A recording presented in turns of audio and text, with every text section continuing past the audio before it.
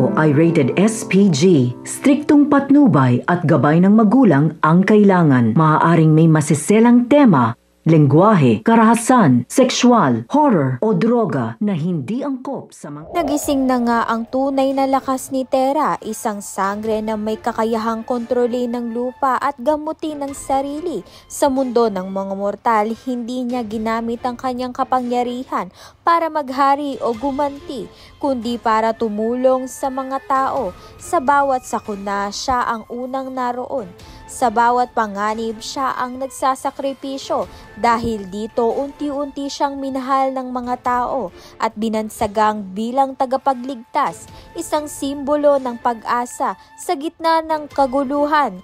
Hindi lang lakas ang taglay ni Tera, kundi puso, isang pusong handang maglingkod kahit na kanino, kahit walang kapalit.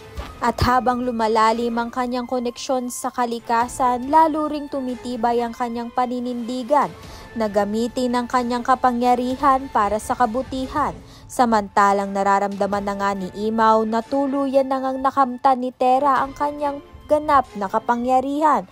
Ngunit nararamdaman nga rin niya na papalapit na rin ang panganib kay Tera. Kaya naman nga dumating itong si Pirena upang samahan nga itong si Tera pabalik sa Encantadia.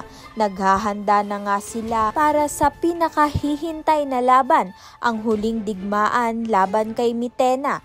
Kaya naman nga't yan at iba pa ang dapat nating pakaabangan.